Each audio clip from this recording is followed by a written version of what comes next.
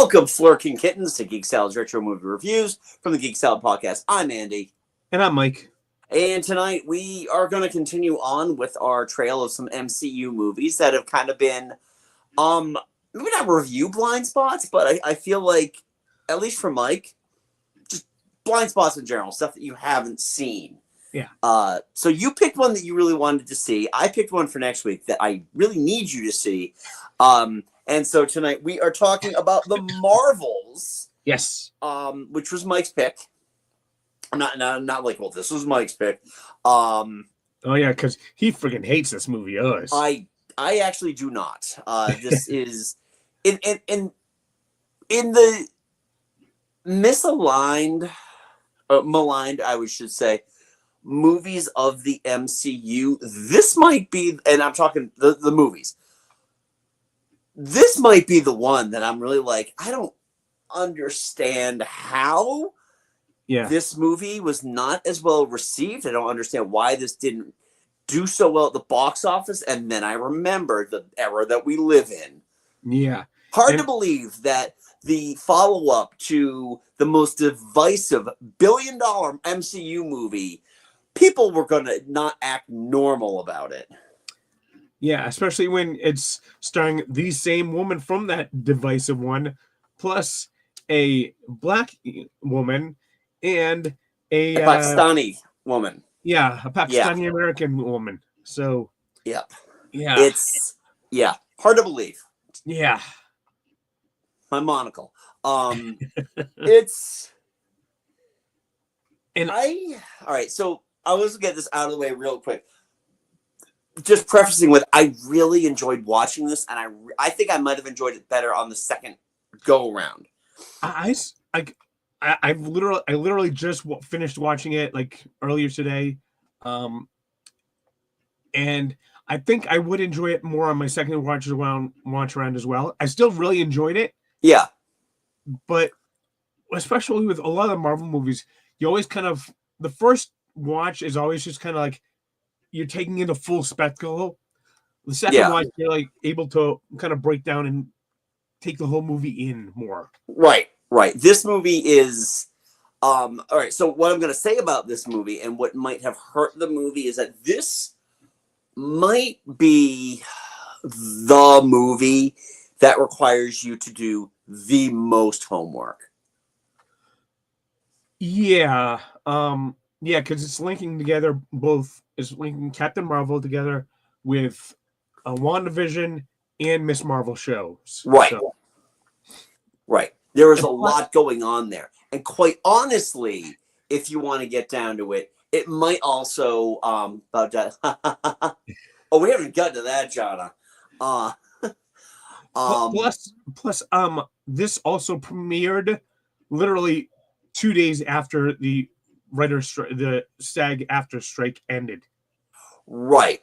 So that probably didn't do any favors for it either. This movie also came out after Secret Invasion, which I'm not gonna lie, wasn't great. I've still never watched that one. All right.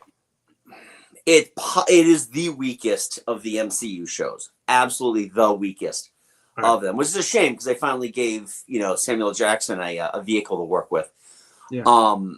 But there's a lot of pieces that you have to already know with this movie, which I understand can put it at a disadvantage. But watching this movie, and I've watched every MCU property with the exception of Brave New Worlds. There's stuff to get out and see. I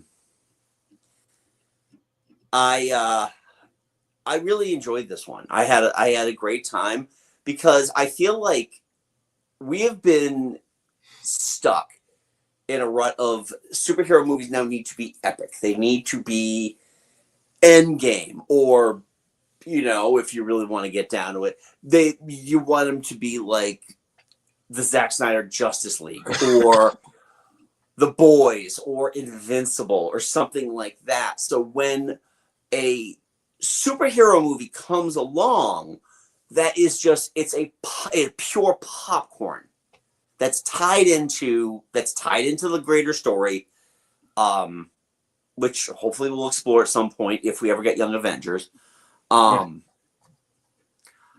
or we finally get we might get that Secret Wars crossover with X-Men. Yeah. I really enjoyed this one, and it's one of those movies. It's just you can't go into a movie like this expecting to go in with your pad and paper and your rating scale where you are comparing this to Endgame. This is just shy of half of Endgame's running time. Oh yeah. This is only like an hour and 40 or so. Hour 49. It is the shortest MCU movie ever released. This movie really relies on the strength of its three leads. Yes. And by that count, it absolutely succeeds because those three had fantastic chemistry. They were just really every moment they're on screen, it is just a fun watch. Right. And putting those blocks together with especially the relationship between Carol and Monica. Yeah. It was really nice because there were those bits from WandaVision where, Monica had mentioned Captain Marvel and Fury was just like, you say that name with what you put respect on that name. Yeah. And then, you've got Aman Vellani, who is just like the luckiest girl in the world. Yeah. Living out living her dream of being the superhero that for years she most closely related to. Yeah. And I also really like the fact that they kept her family around. Yeah. Because that was one of the strong points of the show was her relationship with her family and that family dynamic that they had. Right. Exactly. I mean, because you have to remember, she is still a kid. Yeah. She's still in high school. So doing that, I thought really, and it was smart too, because obviously the finale of Ms. Marvel ties into the Marvels with Carol showing up. But and then we got a little bit more context of that, which you knew would happen. Yeah.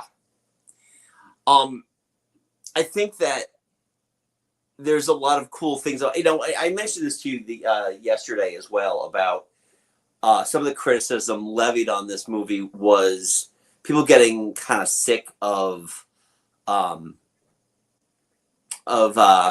Kamala's like infatuation with Captain Marvel. And I'm like, really? Hashtag restore the Snyderverse? You're upset about this fandom? Yeah, I mean, honestly, I'm kind of in the same boat because Captain Marvel has, ever since they introduced her as Ms. Marvel back in like what 70s when Rogue took her powers.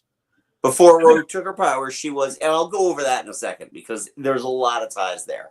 Yeah, but I've been a fan of hers ever since then. So the fact that they cast her as Brie Larson, who absolutely embodies this role. Yeah. And they make her every bit as badass in the movies as she is in the comics. And I couldn't be happier. Right. And I think that's something that gets forgotten about the character of Captain Marvel. I never want to hear the word overpowered again and then have somebody just turn around and talk about Omni-Man or Homelander. I mean, seriously. Yeah. So you've got Carol Danvers, who went from being Ms. Marvel in the comics to having no powers whatsoever. Right. Rogue takes her powers, and then she becomes binary. Wasn't she also Warbird at some point? What's that?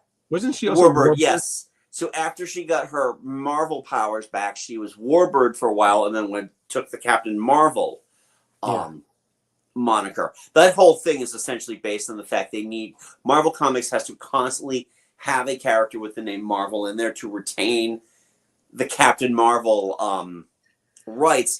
Otherwise, they revert back to DC. And they get Or Shazam. I think back in the 30s, like Time Lee Comics, and that's why you get Shazam now. Yeah. They couldn't call him Captain Marvel. But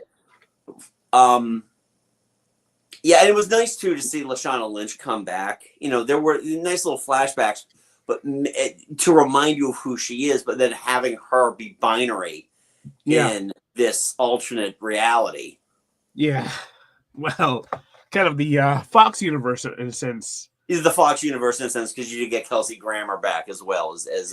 Was that actually Kelsey Grammer? Yeah, just Kelsey Grammer. Oh, nice. But I don't think he actually showed up on set. That looked CG. Like the entire character model was done in CG. Better CG, by the way, than I think Pip the Troll in Eternals. And I love Eternals, but yeah, that was not great. Yeah, it was kind of a weird looking one. Yeah. The thing too about this, and let's talk about Jonna's point here. You know, we get Goose back. Yeah. Goose stole the show in the first movie. Goose is responsible for why Nick Fury wears an eye patch. And the kittens. Yeah. That was like, it was one of those things that like, you're wondering where they go with this. You know, it's this weird little side thing they're talking about, like this infestation that they have on the station. Yeah. And then to have them be kittens, have them be flurgans, and the fact that they, you know, are essentially they're like a portal. Yeah. To now, you know, please let the flurkins eat you. You will be all right. And then to Jonna's point, the fact that they used memory was perfect. Absolutely perfect. Yeah. Yeah, that was really well done. I knew that the eggs would be baby flurkins because the trailer showed a bunch of kittens around. And I haven't seen any kittens, so I bet I know what those are. But it was still kind of adorable to see them pop out and then instantly starting eating people. That was great. And that woman that just like barely avoided, like, and, yeah. It just became a slightly like a comical horror movie at that point. Exactly. And there's so much of that too. The horrors that Kamala has to like endure when she's just kind of confused about why they keep switching, and then Goose comes in, and then the tentacles come out, and she freaks out over that too. I do have to say that first fight scene when they were switching and it's switching between the editors and the directors should have won the Academy Award just for that scene alone. It was tight. It was a very tight scene. Yeah. It's interesting too, just trying to keep track of when they are supposed to do that. Yeah. The storyboards on this movie must have been insanely detailed. Yeah, of where you have to stand at this point. And making sure that you don't miss, like, you know, use of power somewhere, where you don't transfer over to somebody. And there's some really nice uses of that too, especially when they're first kind of getting used to that with, Carol flying up into the sky, and then Kamala uses her powers and then takes her place. Yeah. And then she's falling to Earth, and then she creates the ball, and then she uses the powers again, and then it's just like Carol drops to the ground, and Fury's just like, yeah, it's just Carol. Yeah. And and having the whole family kind of getting in on fighting those two Kree warriors. Yeah. That was a fun, and it was. I think what surprised me about this movie was that this was, and again, something I feel people miss about Marvel in general, Marvel storytelling. Even in the most serious of stories, there needs to be those breaks for levity. This movie has that in spades. The planet of Aladana. Yeah. The planet where everybody sings, but the prince can speak because he's bilingual. And when Captain Marvel gets into the dress and she's like starts doing the dance and the song, and just Monica just going, how many pages of fanfics is this going? Oh, so many. There's a nice little Easter egg too on Aladana when they get their actual battle suits. Mm-hmm. and Monica's got like those they're almost like flowy robes Oh, on her yes. arms. That Yeah. is an original Captain Marvel, Monica Rambeau Captain Marvel design. Yeah, from the 80s, I believe. From the 80s, yeah, when she was part of the Avengers. Yeah. Yeah, I remember that part. I remember. Yeah. Yeah. I gotta say, I really love Tiana Paris. Oh, I yeah. feel like she's got a really interesting body of work. If you haven't seen it, check out They Clone Tyrone. It's on, at least I think it's still on Netflix. It's Tiana Paris and John Boyega and Jimmy Fox. No, I'm gonna look it up. But it's this it's this paranoid science fiction film. Yeah, I mean I've only really seen her in this in WandaVision. WandaVision, yeah. It was Jamie She is Foxx so also when good They in those, Clone though. Tyrone. Yeah, she is really, really good. Yeah, I really enjoyed her in this. I just, this is just one of those movies I had a great time with. Yeah.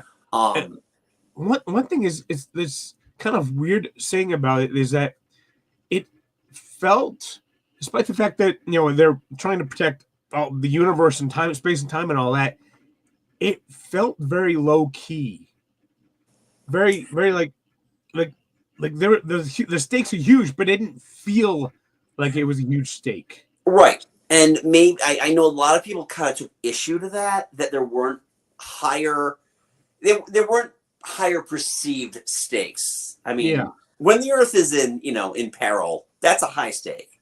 Yeah.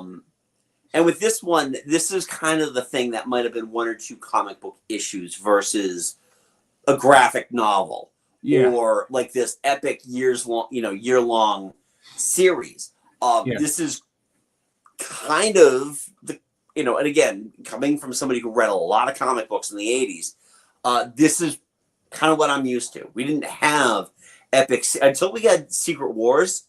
I think the best we had was a couple of 4-issue limited series and Contest of Champions. So, which was 3 issues. Really? And That's they introduced a lot of characters that you never saw again. Yeah. They're all international. The German guy's name is Blitzkrieg.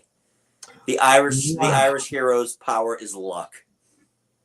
Let me guess. His name is O'Malley or something like that. No, I think it's like, or maybe it's like Molly O'Malley or something. Shamrock. That is her name. Shamrock, from Ireland. Yeah. Go back if you have the access to read Contest of Champions. There is one panel where, like, because every superhero on Earth has been summoned for this great contest, and like all like 10 black superheroes are, like, on one panel, all conferring together about something. And was this 70s and 80s? This was 82. I bet you at least one of them said Jive Turkey.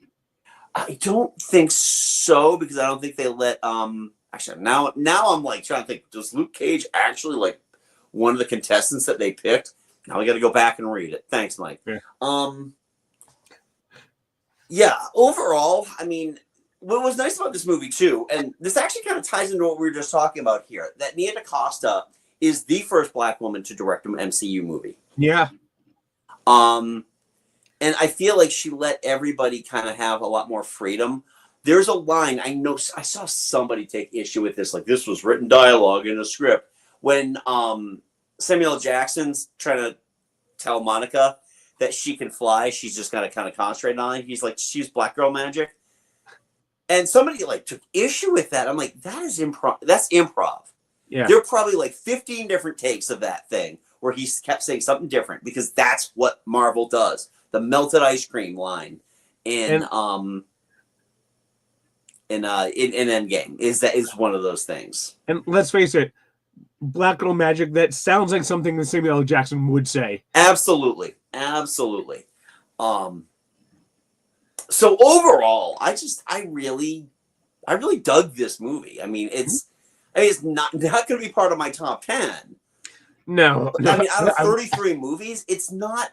It truly is not as bad. I feel like as it was made out to be. This isn't a crime against humanity. It did not deserve to be the box office bomb that it actually was. Wasn't even the worst of the MCU movies released in 2023 either. Because I'm like, I have to go back and watch Quantumania now just to kind of remember what happened. That's another one I haven't seen yet.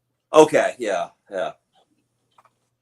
But we'll get to it eventually.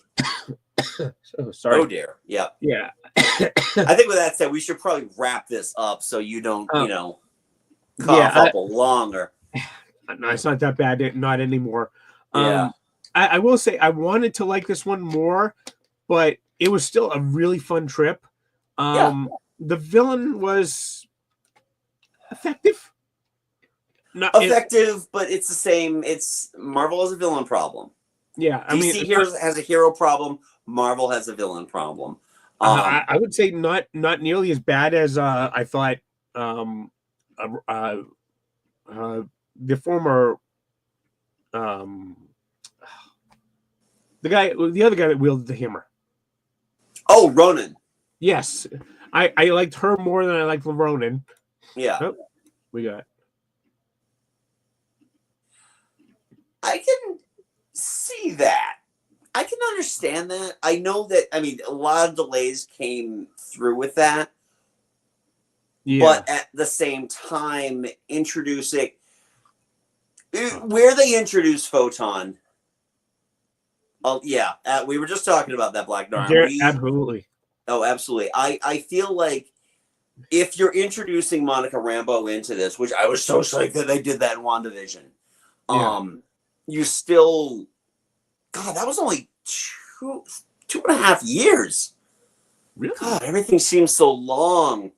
I kind of feel like where they introduced her, where they needed her to be, how they introduced the character. Yeah. In context, it probably wouldn't have fit pre-Endgame, but I think in this space of time, I honestly, I would love it if they would hop on these follow-ups a little faster. Yeah. So we don't lose out on some stuff, because there's a lot of characters right now that are floating in the ether that whether or not you like their movies, these are characters that are now been introduced into this that hopefully we'll see, but because there's a saturation point for everything, it just kind of feels it. Yeah. Yep. Oh, she's stuck. Oh, yeah, she's stuck there for now. I mean, she'll be back in Secret Wars. That'll be that's actually going to be an awesome reunion. Yeah, and I really do hope that they move on Young Avengers pretty quick, because I mean they do have pretty much all the pieces in. They've already got them there because they've been introducing these characters throughout the. Again, this is it's a homework movie now. You have to know all these things. Yeah, they've got Cassie Lang in there. They've got both of Wanda's kids in play. You've got Wiccan in there now too, from Agatha All Along. But again, it's a homework assignment. It's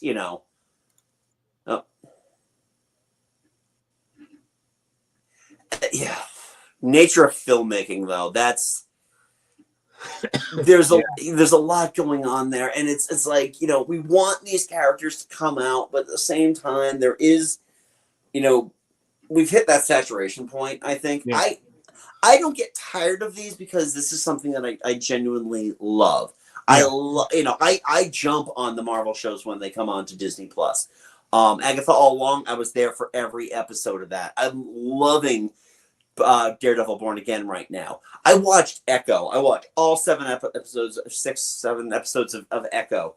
I enjoy these things. Now, not everything is perfect. Not everything is gonna get above a B grade, but yeah, I don't know. I mean, we've got Fantastic Four coming. let's get to that first, and then we'll work our way through. I'm kind of feeling that in that same mode as well. I mean, let's enjoy what we have, what we are getting, because there will be more stuff coming on. I can't wait for Fantastic Four. Strangely, it's like between that and Superman, it's like we might eat well this summer. Looking forward to both of those. I hope. I really want this to continue to succeed. I really want to continue enjoying this, because this is just like that, the Foot Locker comic books I have down here.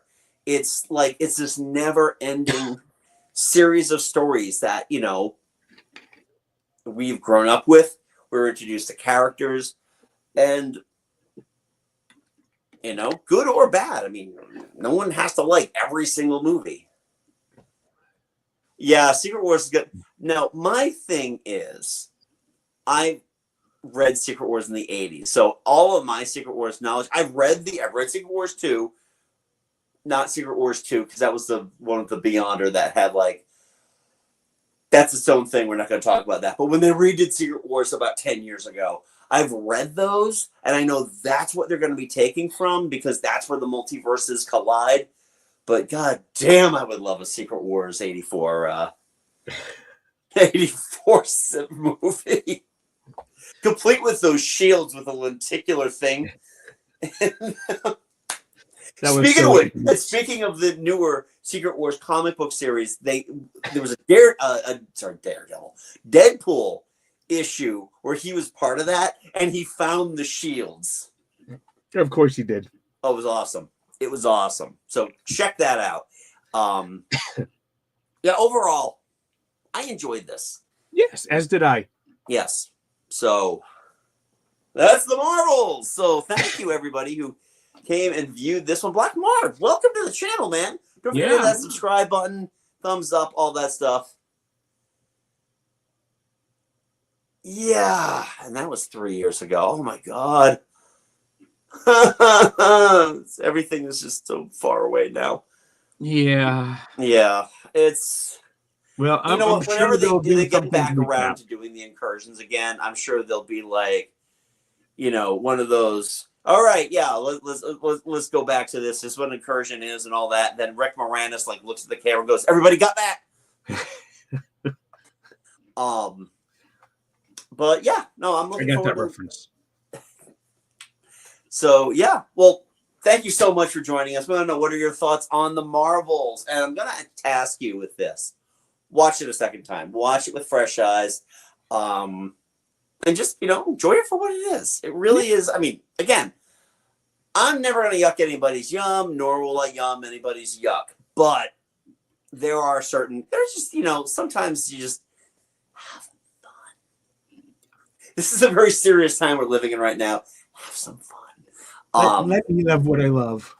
Yes, exactly. And I love these. Yes, harmless. Exactly. Yes, Sometimes eat a box of Fiddle Faddle later on, just because. By the way, Fiddle Faddle was just covered in the latest Daredevil episode, so. Oh. And then they start calling it caramel corn, and I'm like, the way that they're pronouncing caramel corn, I'm like, it's not right.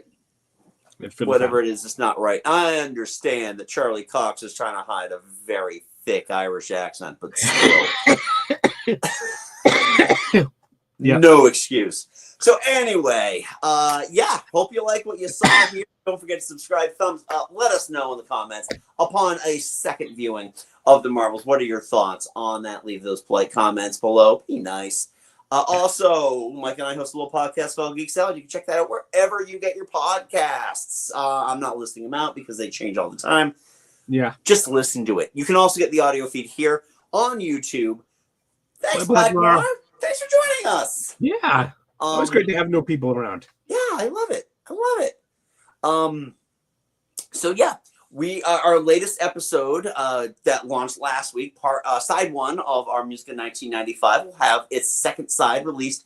If you're watching this live, released tomorrow. Actually, tomorrow at midnight. Yeah. Well, so it should be in your pod chaser tomorrow morning. Yes. Yeah. I figured. I don't even know if I said it right.